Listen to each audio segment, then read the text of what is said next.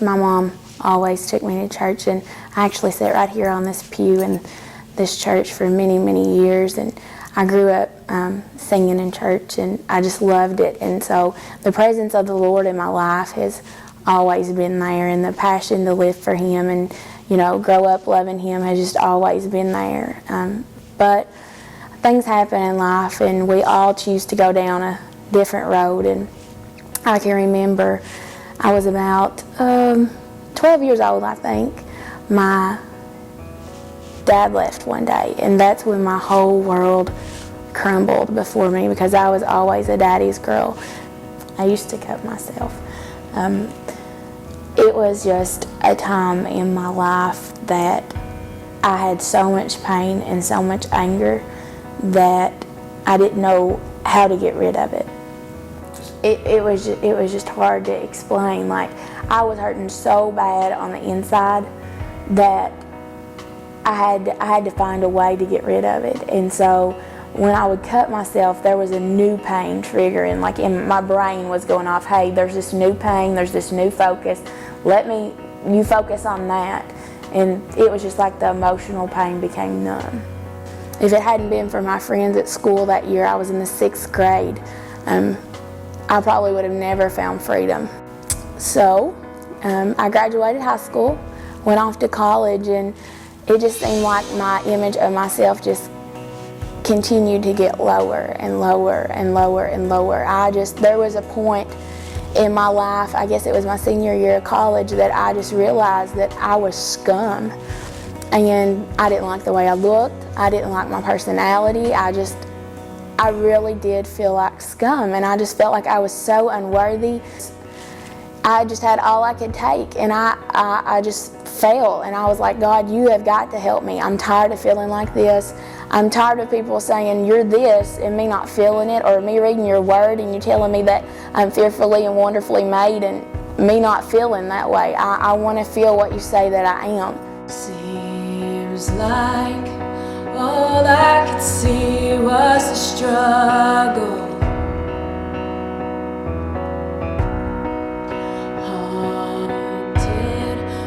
Ghosts that lived in my past, bound up in shackles of all my failures,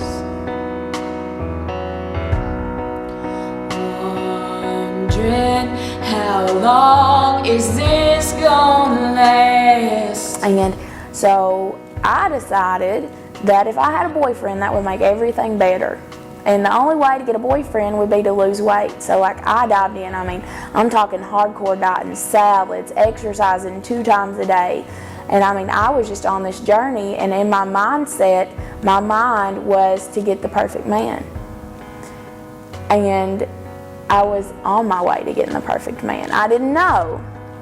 I thought he would be earthly, my perfect man, but my perfect man was going to be heavenly, and he was going to be my father, and it was just going to be the greatest thing that had ever happened in my life. I mean, there were times that I would just, I would cry because I was doing this, and I would see my friends getting married, they were having babies, and I was just like, okay, God, it's time for you to, give me this perfect guy, it's time for you to give me this family. And he had such a bigger plan for me. I mean, he has just literally blew my socks off. And there was a point that I just finally gave up, and I said, okay, God doesn't love me enough to send me somebody. I'm never going to be good enough for him. I've lost 160 pounds. It doesn't matter that I've lost weight. It doesn't matter that I exercise every day. It doesn't matter that I chose an apple over a cookie. It doesn't matter. I've tried this hard, and now God's not giving me what I've prayed for and what I've worked for. And so one day when I was praying, it was like this image come before my eyes, and it was me in chains, shackled to a wall. But out in front of me, I could see this most radiant light, this beautiful, it was the most beautiful light I'd ever seen in my whole life. And it was at that point that I just cried out, God, break my chains. Break my chains. I want to be broken before you. I want to be able to reach that light. And I guess I prayed for over an hour, and when I got done with that prayer, man, I was running towards the light. God had broken every chain. God was changing me. He was changing me on the inside, but on the outside, but he was also changing me on the inside. It was just like, you know, you've shed 160 pounds on the outside, but have you shed that weight on the inside? And when I realized that, that's where the chains, I mean, they broke.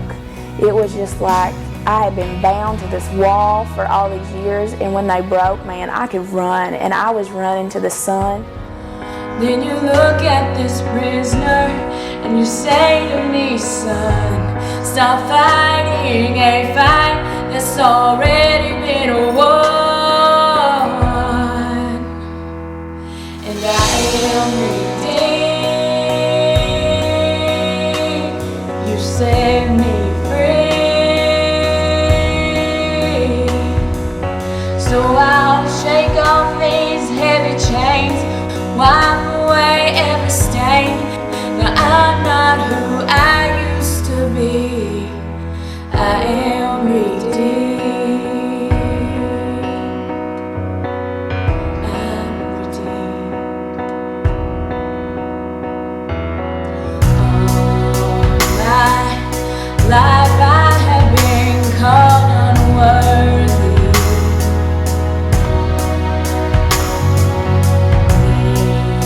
By the voice of my shame and regret.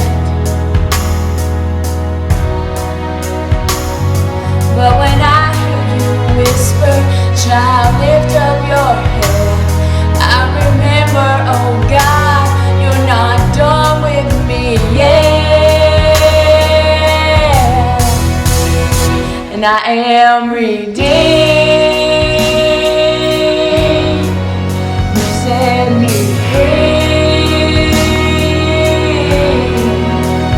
So I'll shake off these heavy chains, wipe away every stain, 'cause I'm not who I used to be. Because I don't have to be the old man inside of me, 'cause his day is long dead and gone. Because I've got a new name, a new life, I'm not the same, and a hope that will carry me home. I am redeemed. You said I mean, I can remember when I went on the Emmaus walk, just some of these women getting up and, you know, talking about they'd had abortions and different things, but yet they were still so grounded in God, and it just amazed me that they could experience something awful and still have the faith. In my situation with my dad leaving, or me feeling like scum because of the way I looked, it doesn't even compare to things that people face, you know. And still yet, even though my problem was so small compared to some people's that had been on drugs and things like that, God still loved me enough to heal me from that hurt and that pain. I mean, even to some people's problems, it's like a mustard seed to a mountain. Mine was a mustard seed when some people have a mountain, and God just loved me and found me worthy enough to heal me from my little mustard seed of a problem.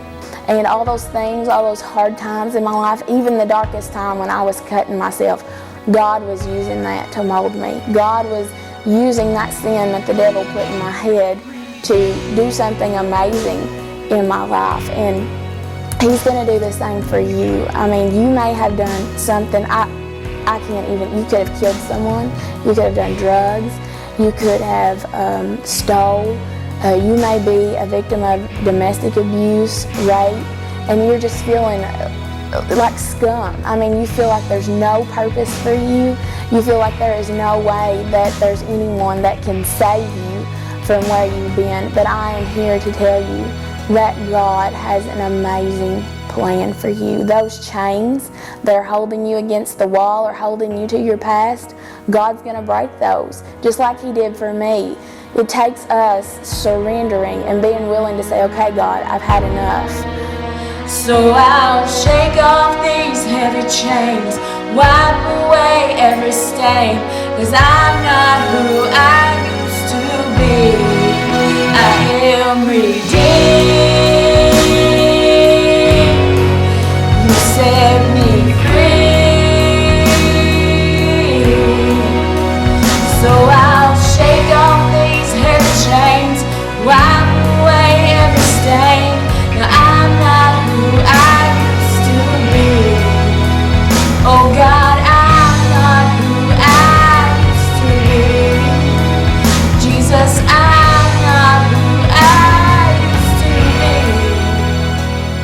And when you surrender, man, that boulder will be lifted.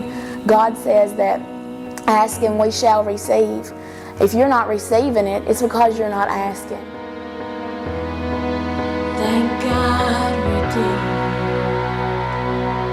When you ask with your whole heart, I'm telling you, God's going to set you free just like He did me. And it will be the most amazing thing in your whole entire life.